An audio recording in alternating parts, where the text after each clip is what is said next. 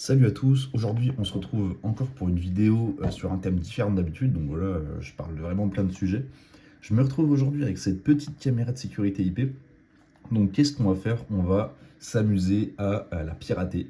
Alors quand je dis pirater, c'est pas pirater toutes les caméras IP de la ville, c'est juste hacker le firmware pour activer les fonctionnalités, enfin les features custom qui sont pas disponibles de base sur des caméras de ce type. Donc c'est une caméra chinoise que j'ai acheté sur un site dont je tairai le nom. Euh, donc avec des features cloud, donc évidemment tout ce qu'on déteste, et enfin néanmoins avec des features qui sont pas activées par défaut, comme le RTSP, donc ce qui permet de récupérer le flux vidéo réseau, le OnVIF, donc un protocole spécialisé pour les caméras IP, et il me semble que c'est tout. Mais justement, on peut, enfin, vu que ce sont des caméras basées sur Linux, on peut mettre un peu tout et n'importe quoi sur ce genre de caméra. Et aujourd'hui, je m'excuse, je ne vais pas pouvoir vous montrer comment récupérer le flux vidéo parce que tout simplement je l'ai pété. En fait, il y a des librairies qui permettent de faire tourner chaque composant et j'ai corrompu des librairies en bidouillant de base. Donc, ce que je vais faire aujourd'hui, c'est vous montrer comment on peut miner du Bitcoin sur une caméra de ce type. C'est très drôle et je trouve que c'est plus drôle que juste de récupérer la vidéo. Voilà. Donc, comment on va faire ça? Alors, on va faire ça tout simplement. Donc, c'est un modèle assez générique, mais alors si vous voyez un peu ça en mode tuto, je suis pas sûr que vous pouvez, je suis pas sûr que vous puissiez le faire sur votre modèle de caméra IP si c'est pas exactement le même modèle. Alors, je vous mettrai les infos en description, mais c'est une caméra basée sur la board Anika V200. Donc, je pense que si vous avez une caméra qui est très similaire avec la même board, vous pourrez le faire. Sinon, je pense que ça sera soit vous pourrez pas le faire, soit vous pouvez le faire, mais avec une méthode différente. Donc, donc voilà, donc comment on va s'y prendre? On n'est pas sur un firmware spécial, enfin, entre guillemets, on est sur un Linux custom, mais on va pouvoir y accéder, c'est pas un truc totalement fermé. Donc comment on y accède? On y accède tout simplement en mettant un petit fichier spécifique dans cette carte SD. Je sais pas si on voit bien, il y a une petite micro SD qui est juste ici. Voilà, une micro SD. Et en fait, tout simplement, donc des gens ont cherché comment on pouvait hacker cette caméra et ont trouvé qu'en mettant un fichier de config spécifique sur cette carte SD, et on pouvait bypass la conf de base de cette caméra. Donc c'est assez, c'est assez basique, vous me direz. Enfin, c'est assez con, parce qu'on n'est pas censé... je pense que les constructeurs ne sont pas censés nous donner cette possibilité. Mais peut-être tout simplement ils se disaient qu'on ne serait pas assez intelligent pour trouver cette faille. Mais c'était sans compter les hackers, les hackers d'Internet. Donc c'est ce qu'on va voir.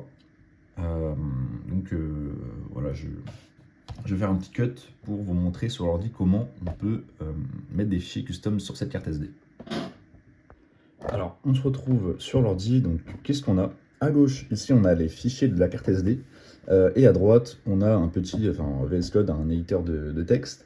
Donc, à savoir que sur la carte SD, de base, il n'y a rien. Donc, il y a juste, limite, si vous avez commencé à prendre des vidéos avec la caméra, il y a vos fichiers, vidéo, etc. Mais c'est pas important.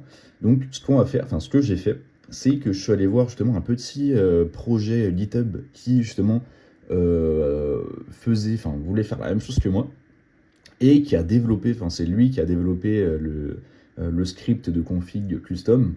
Donc voilà, si vous avez une caméra de ce type, je vous mettrai le lien du repo dans la description, vous pourrez aller voir par vous-même.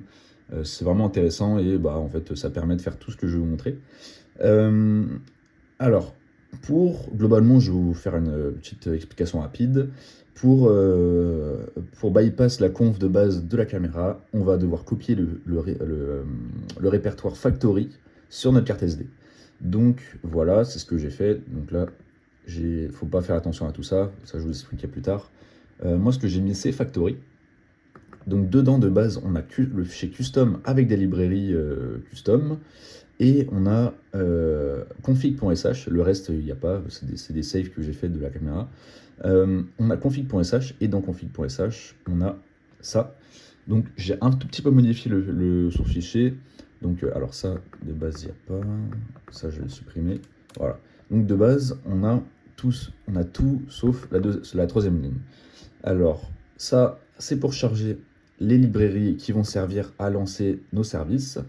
Et ce que j'ai ajouté, c'est pour mettre un mot de passe route, enfin mettre un compte route sans mot de passe. Donc parce que par défaut, lui, dans son repo, il explique que la caméra a un mot de passe par défaut. Moi, j'ai essayé, ça ne fonctionnait pas. Du coup, j'ai carrément bypass ce compte par défaut pour mettre un compte route sans mot de passe. Donc voilà, comme ça je peux me connecter avec route sans mot de passe, ce qui n'est pas du tout sécurisé, mais c'est pas le but. Et ensuite, on lance un service qui s'appelle NetManage, qui est de base sur la caméra, qui permet de configurer le Wi-Fi. Et on lance le Telnet, on lance le PTZ, qui est un petit daemon qui permet de contrôler la caméra, donc qui permet de la faire bouger. Ensuite, on a un petit serveur web HTTPD qui est avec BusyBox, qui va nous permettre là de contrôler le daemon PTZ via une interface web. Et on a le RTSP qui est censé se lancer, mais moi évidemment, comme je vous l'expliquais, ça ne fonctionne plus. Donc je vais laisser tel quel, c'est-à-dire que j'en ai besoin pour activer le Wi-Fi, pour activer le Telnet, et à la limite pour activer le PTZ. Le reste, c'est pas. Je pourrais l'enlever, vous pourrez le laisser évidemment. Si vous n'avez pas corrompu la caméra, ça fonctionnera, mais moi, ça ne fonctionne plus. Et ce que je vais ajouter, voilà, c'est ce que je vais expliquer, c'est pour miner du Bitcoin sur notre petite caméra, étant donné que bah, c'est un SOC ARM et on peut miner du Bitcoin en théorie. Donc, ce que j'ai fait, c'est que j'ai demandé à ChatGPT de me développer un- alors, j'ai un petit repo. Il m'a développé un petit code C qui permet de miner sur du ARMv5. Donc j'ai cherché sur internet, il n'y en avait pas, enfin personne n'a fait ça, ou alors il n'était pas disponible sur internet. Donc je vais faire un petit repo. Et voilà, il m'a fait tout ce code qui permet de faire un petit client Stratum, donc, qui est le protocole Bitcoin pour le minage. Et on va pouvoir le lancer. Vous allez voir comment on va faire. On va pouvoir le lancer sur notre petite caméra. C'est assez drôle parce qu'on voilà, on peut miner là-dessus. C'est vraiment improbable. Donc voilà. Alors, prochaine étape. On n'a rien à faire de base sur la carte SD. Si elle est partitionnée par défaut en FAT32, si elle ne l'est pas, il faut le faire. Mais de base, elle est en FAT32. Alors voilà, j'ai mis mon petit build du code C dedans, donc c'est le V0.2, et on a bien notre factory, et voilà. Donc là, ce qu'on peut faire, c'est voilà, retirer, on va éjecter la petite carte SD, et bah, évidemment il y a ça, hop, on va éjecter la petite carte SD,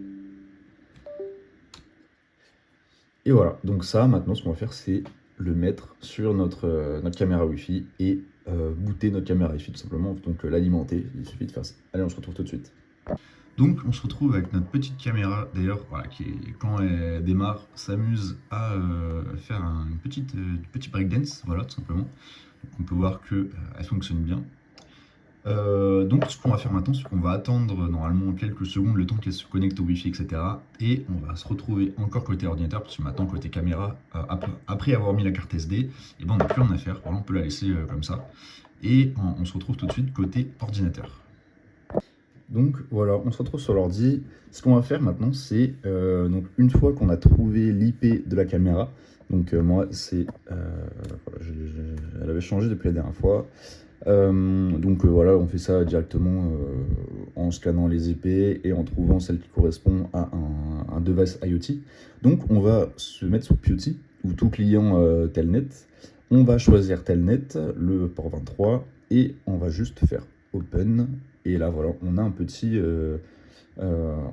message de login. Donc là, tout simplement, on va mettre route. Et ça y est, on est directement dans le shell.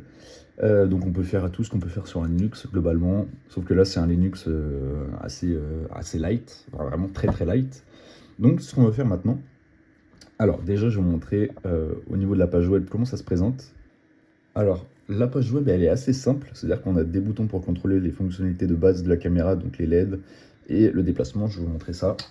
Donc, par exemple, si j'appuie sur les boutons pour déplacer la caméra, on va bien voir. Voilà, et bah elle bouge. Alors, si je vais de l'autre côté, voilà. Et pareil dans l'autre axe. Alors je l'ai un peu saturé de requêtes. Voilà, c'est assez drôle, mais elle bouge très lentement. Je pense qu'on peut faire une page qui permet de bouger de façon plus fluide. Mais voilà, vous avez compris l'idée. Alors, nous, ce qui nous intéresse, ça va pas être ça, ça va être justement le minage de Bitcoin. Et on va se rendre dans notre petit shell et on va aller dans la partition où bah, il y a les dossiers de la carte SD, donc /mount. Et on va voir ce qu'il y a dedans. Donc, on a bien notre petit mineur, enfin le binaire mineur V0.2 avec notre factory et les libs. Donc, je vais vous montrer ça, mais il y a des libs, il y a deux libs, il me semble. Enfin, libc et l'autre. C'est des librairies C pour faire fonctionner notre petit.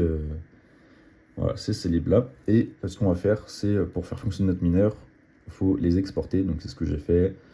Export LD librairie pass. Voilà, pour que ça soit pris en compte. Et maintenant, ce qu'on peut faire, c'est normalement.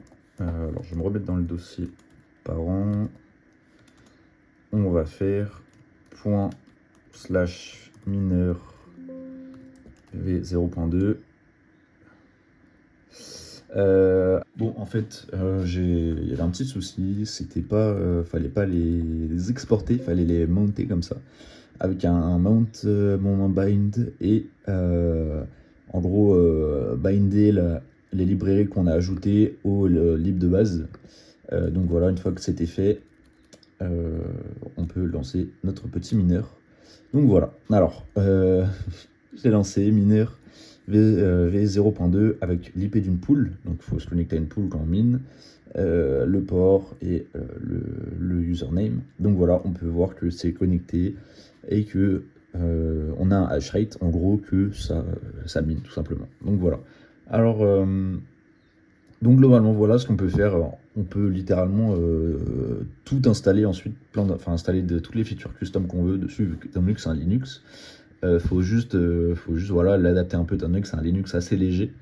Donc si ça vous a plu, n'hésitez pas à mettre un petit pouce bleu, à commenter, à venir dans le Discord qui est en description. Et voilà, n'hésitez pas à suivre mes prochaines vidéos, on parle un peu de sujets tech, c'est super cool. Et voilà. Et sur ce, on se retrouve une prochaine fois. On se dit à la prochaine. Ciao.